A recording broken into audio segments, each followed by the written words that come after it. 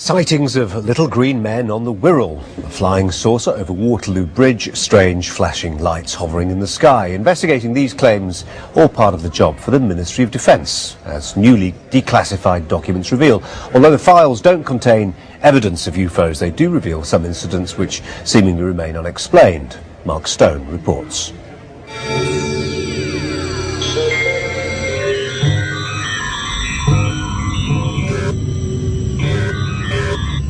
For decades we've spotted, we've wondered, we've laughed, and most of us have dismissed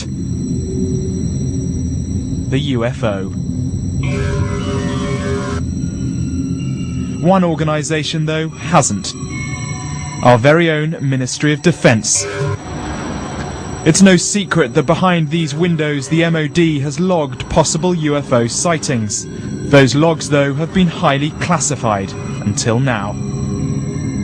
These are the real X-Files, available for all to see.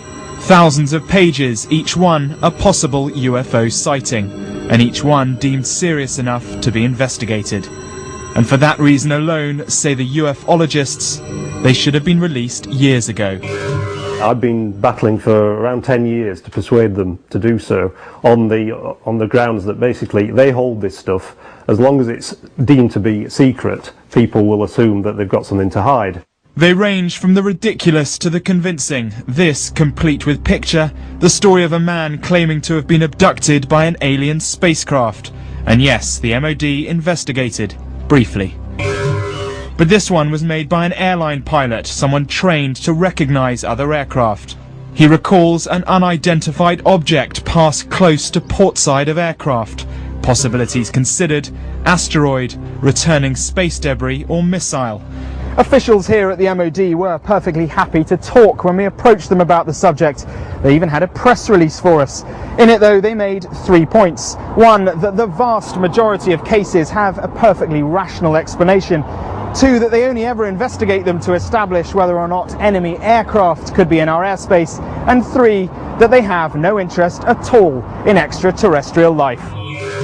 The message from this former defence minister, though: forget the conspiracies. I think it would allay a lot of people's fears if they understood just what there was in these files. You know, lots of curiosities, but nothing which suggests that little green men are running round Hampstead Heath or something like this.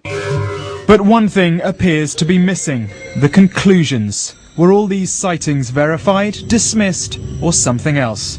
Perhaps the truth is still out there. Mark Stone, Sky News. Well, joining me now is the ufologist and author Timothy Good. A very good morning to you, Timothy Good. Good morning. I suppose the problem is with keeping an open mind that sometimes your mind can be so open your brains fall out. There is that, yes. But absolutely. What ought we then to make of these findings, these declassified documents? Well, I've trawled through most of them, and I've yet to come across anything top secret or even secret.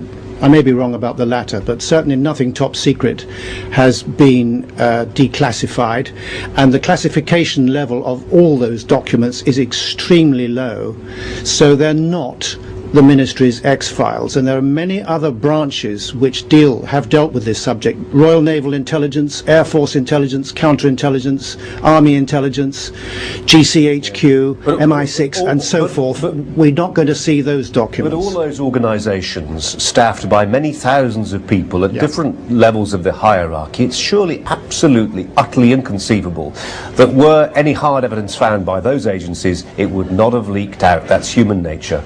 Well, some of it has leaked out to me, and I've published it in my books. You mentioned a case, the Alfred Berthoud case, actually, beside the Basingstoke Canal in Aldershot back in 1983. I was the one that actually did the investigation and sent the report to the Ministry of Defence and published it later in my book, Above Top Secret.